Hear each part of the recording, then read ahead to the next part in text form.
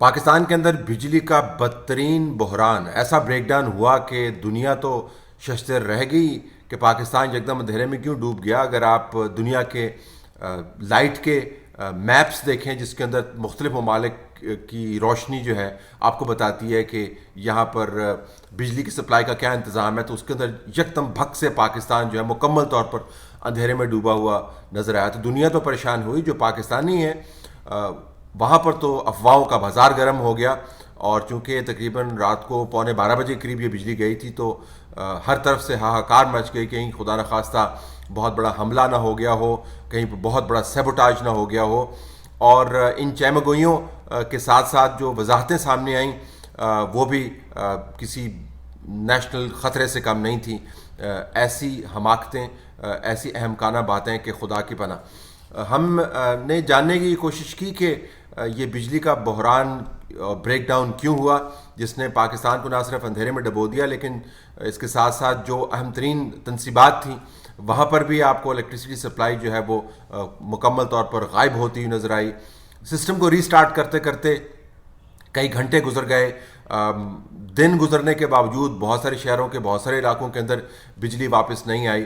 یہ یاد رہے کہ بجلی کی سپلائی پاکستان کے معاشی اور دفاعی نظام کی ریڑھ کی ہڈی ہے۔ دنیا بھر میں جہاں پر بھی جنگ ہوتی ہے یا دشمن اگر کسی جگہ پر تاک کر نشانہ لگاتا ہے تو ان میں سے الیکٹرسٹی سپلائی گرڈز جو ہیں وہ ان کے ریڈار کے اوپر ہدف اول کے طور پر رکھی جاتی ہیں کہ اگر آپ نے یہ سپلائیز ناک آؤٹ کرنی شروع کر دیں تو ملک کا نظام جو ہے، دفاع کا نظام دھڑام سے گر جائے گا۔ تو بیٹھے بٹھائے پاکستان کے اندر اس قسم کا نظام کا درم برم ہو جانا، یقیناً اس سے پہلے بھی اس نوعیت کے اتنے شدید نہیں لیکن اس کے قریب ترین واقعات ہوتے رہے ہیں۔ اس کے بعد ہمارا خیال تھا کہ نظام نے کچھ سیکھ لیا ہوگا لیکن ہم غلط ثابت ہوئے۔ ابھی بھی جب ہم آپ سے بات کر رہے ہیں تو بہت سے شہروں کے بہت سارے علاقوں میں سے بجلی نہ ہونے کی شکایات جو ہے موصول ہو رہی ہیں۔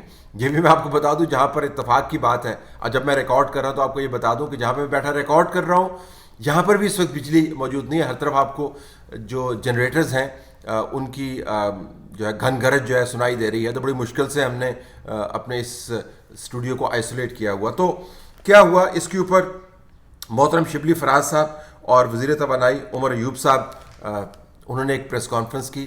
میں نے بہت سارے بحرانوں میں بہت ساری حکومتوں کے بہت سارے نمائندگان کو پریس کانفرنسز کرتے ہوئے دیکھا ہے، میں نے اس کے اندر پریس کانفرنس میں شرکت کی ہے، میں نے ٹیلی ویژن کے اوپر دیکھی ہیں، میں نے ان کے تجزیے کیے ہیں، اور ابھی بھی چونکہ صحافیانہ کام میرا جاری ہے تو میں یہی کام کرتا ہوں۔ بہت کم ایسی پریس کانفرنسز ہوتی ہیں جس کے اندر اتنی لایانی اور بے معنی قسم کی گفتگو کی گئی ہو جتنی گفتگو جو ہے وہ اس پریس کانفرنس کے اندر کی گئی۔ سیزنڈ لوگ ہیں۔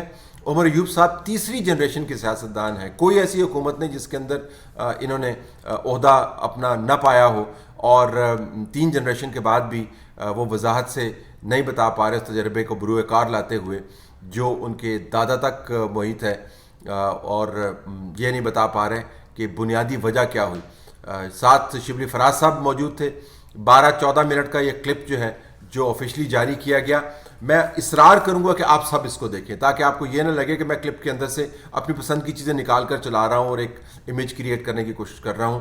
میں واقعتاً یہ جاننا چاہتا تھا جب یہ پریس کانفرنس ہو رہی تھی کہ مجھے پتہ چلے کہ اس کے پیچھے وجوہات کیا ہیں۔ یہ کوئی کسی سیاسی جماعت کا معاملہ نہیں ہے، یہ ملک کے دفاع کا معاملہ ہے، اور اس طرح ملک اندھیرے کے اندر ڈوب جانا بہت ہی ایک خطرناک اور پریشان کن چیز ہے۔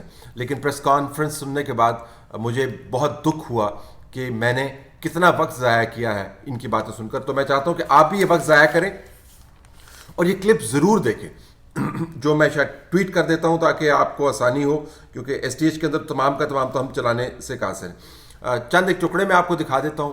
تو محترم شبلی فراز صاحب نے جو سین سیٹ کر رہے تھے عمر ایوب صاحب کے لیے، انہوں نے بتایا کہ اس تمام میڈیا ایکسرسائز کا مطلب کیا ہے، وضاحت دینی تھی، وجوہات بیان کرنی تھی کہ یہ بریک ڈاؤن کیوں ہوا۔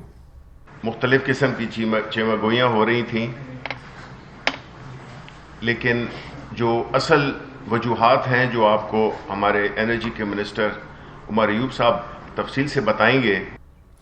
تو انہوں نے یہ بتایا کہ عمر ایوب صاحب بتائیں گے کہ یہ بریک ڈاؤن کیوں ہوا. اس کے بعد تقریباً 3.25 منٹ وہ خود ہمیں اپنے علم سے مستفید کرتے رہے جو انہوں نے ظاہر کیا بجلی کے نظام کے بارے میں, اور جو آسمان سے پکڑ کر زمین پر اڑائیں اور زمین سے پکڑ کر آسمان اڑائیں اور شمال کو جنوب سے ملایا, جنوب کو شمال سے ملایا, اور 3.5 منٹ 12 منٹ کے جو کلپ انہوں نے جاری کیا ہے اس میں سے تو انہوں نے لے لیے. جب عمر ایوب صاحب کی باری آئی تو ان کی کہانی بھی اتنی اچھی نہیں تھی. یاد رہے کہ شبلی فراز صاحب پہلے بتا چکے ہیں کہ اس تمام کانفرنس کا مقصد یہ تھا کہ آپ کو بتایا جائے کہ وجوہات کیا تھیں بجلی کے اتنے بڑے بریک ڈاؤن کی. تو اس کے اوپر عمر ایوب صاحب نے تمام تر تفصیلات بتانے کے بعد جب اس نقطے پر آئے تو انہوں نے یہ جواب دیا. وجوہات کیا ہیں؟ وجوہات اس وقت ہمیں معلوم نہیں ہے کیونکہ رات کو اندھیرے میں بھی ٹیمیں ہم نے بھیجی ہوئی تھیں گودو کے ارد گرد تقریباً 10-15 کلومیٹر میں. وہاں پہ بہت زیادہ دھند تھی, نظر کچھ نہیں آ رہا تھا اس وقت. اور ابھی بھی صبح بھی جب میں ابھی نکل رہا تھا تو وہاں پہ جو آن لائن ٹیمز تھیں ان کے ساتھ بھی ہماری گفتگو شنید ہوئی تو وہاں پہ وہ 500 kV کی لائنز میں کوئی نظر ابھی تک نہیں آیا. جیسے جیسے دن ابھی گزرے گا تو وہاں پہ جب دھند کم ہوگی تو وہاں پہ وہ انویسٹیگیشن اس کی ہوگی کہ یہ فالٹ آیا کہاں پہ. ایک چیز. دوسری چیز, اس کو بہتر کرنے کے لیے کیا کچھ کر سکتے ہیں. یہ بات انہوں نے ایک مرتبہ نہیں کی, یہ بات انہوں نے اپنے 8 منٹ کی جو تفصیل بیان کی اس میں 2 مرتبہ کہی. یہی پاکستان کے سسٹم کا المیہ ہے کہ گرمیوں میں میکسیمم آپ کا جو سسٹم ہوتا ہے وہ تقریباً جو لوڈ ڈیمانڈ آپ کی چڑھتی ہے پچھلی گرمیوں میں تقریباً 24-25 ہزار پہ گیا تھا. سردیوں میں وہ ڈیمانڈ جو ہے وہ نیچے چلی جاتی ہے کیونکہ آپ کے وہ ایئر کنڈیشنرز باقی چیزیں نہیں چل رہی ہوتی ہیں.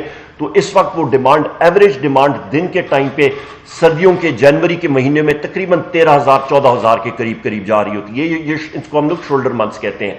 اور گرمیوں میں یہ ڈیمانڈ تقریباً 24-25 ہزار پہ چلی جاتی ہے. اور شام کے وقت سردیوں میں یہ تقریباً 7,500-8 ہزار 9 ہزار کے قریب ہوتی ہے.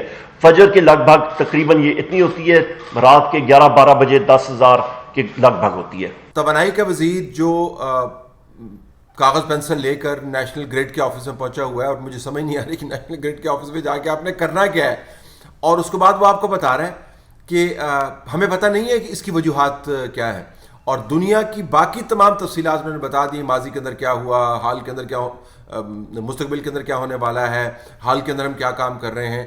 وجوہات بتانے سے قاصر ہیں. یہ وہ طریقہ کار ہے جس کے ذریعے عوام کو مکمل طور پر کنفیوز کیا جاتا ہے. یہ وہ طریقہ کار ہے جو ملک کے اندر بدترین بحرانوں کو سے نپٹنے کے لیے اپنایا جاتا ہے. آپ آئیں, اپنے چہرے دکھائیں, آل فال باتیں کریں, سوالوں کے جواب نہ دیں, اور اس کے بعد جب نشست برخاست ہو جائے تو ایک دوسرے کے ہاتھ کے اوپر ہاتھ مار کے کہیں کہ یار غلطی ایسی کوئی نہیں کی تھی لیکن ڈنگ ٹپا دیا, یعنی وقت ہم نے گزار دیا. صحافی نے ایک اچھا سوال بھی پوچھ لیا. انہوں نے کہا محترم آپ خود فرما رہے ہیں کہ نظام جو ہے بجلی کے وزن کے نیچے جب ڈیمانڈ بڑھ جاتی ہے تو وہ بیٹھ جاتا ہے. اس کے اوپر میں ابھی آؤں گا جو ایکسپرٹس ہیں وہ کیا کہتے ہیں. تو آپ تو خود فرما رہے ہیں کہ 10,302 میگا واٹ جو ہے اس وقت نظام کے اندر چل رہی تھی. ہمارے پاس کیپیسٹی تو 26,000 تک ہے, پروڈیوس اپنے بیان کے مطابق 36,000 میگا واٹ کرتے ہیں. تو نظام جو ہے 10,302 میگا واٹ جس میں سرکولیٹ کر رہی تھی وہ سہار کیوں نہیں سکا. جب یہ سوال کیا تو انہوں نے اس کا یہ جواب دیا. 25,000 میگا واٹ کا لوڈ ہوتا تو سسٹم بیٹھنے کی وجہ معلوم ہو سکتی ہے, ذہن مانتا ہے اس کو, اس سے زیادہ کا لوڈ ہوتا ہے. جب 10,000 کا لوڈ ہے پھر سسٹم کیسے بیٹھے؟ آپ کا ایک دم سسٹم جو ہے آپ کا ہوتا کیا ہے کہ آپ کے ایک سسٹم میں فالٹ آیا, جس طرح آپ کا سرکٹ بریکر ہوتا ہے گھر میں.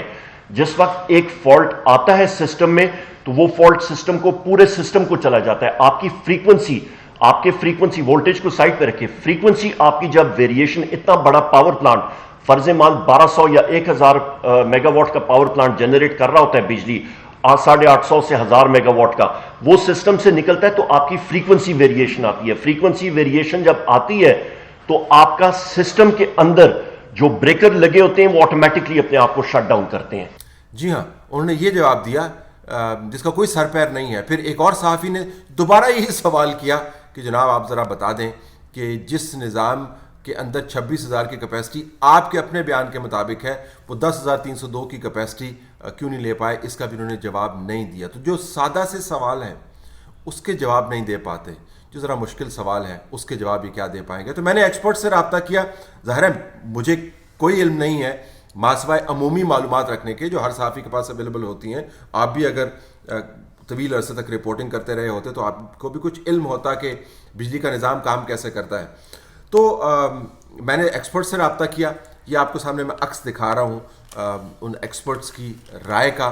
جب میں نے ان سے پوچھا کہ جناب آپ کے خیال میں یہ کیا ہوا, تو اس کے جواب میں جنہوں نے تحریر کیا وہ آپ کے سامنے ہے. انہوں نے کہا کہ 2015 میں ایک بہت بڑا سیبوٹاج کی ایکٹیویٹی ہوئی تھی, دہشت گردی کی ایکٹیویٹی ہوئی تھی, اور ہمارے نظام کو بہت بری طرح متاثر کیا گیا تھا. اس کے بعد ہم نے یہ فیصلہ کیا کہ اس نظام کے اندر ہم ایسا سسٹم لے کے آئیں کہ اگر کہیں پر سیبوٹاج ہو تو تمام کا تمام نظام نہ بیٹھ جائے. جہاں پر سیبوٹاج ہو وہ ریجن افیکٹ ہو اور باقی تمام پاکستان کا نظام چلتا رہے.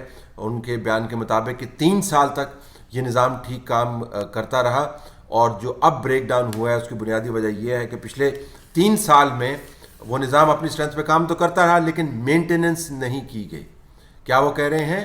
مینٹیننس اور اپ گریڈیشن نہیں کی گئی 3 سال میں اس نظام کی جس کے ذریعے اس قسم کے بحران کو پریونٹ کرنے کے سسٹم انسٹال کیا جا چکا ہے اور وہ کام کر رہا تھا. تو 3 سال سے جناب اگر آپ سادہ الفاظ میں اس بحران کی وجہ جاننا چاہیں تو یہ ہے کہ 3 سال سے اس سسٹم کی جو اس قسم کے بحران کو پریونٹ کرنے کے لیے انسٹال کروایا گیا تھا, مینٹیننس اور اپ گریڈیشن نہیں کی گئی. کوئی نئی انویسٹمنٹ آپ کو نہیں کرنی, کوئی آپ کو بہت بڑا انقلاب نہیں لے کے آنا, کوئی بہت بڑی آپ کو کوئی فلسفہ بیان کرنے کی ضرورت نہیں ہے. آپ کو بنیادی کام کرنے کی ضرورت تھی, مینٹیننس اینڈ اپ گریڈیشن.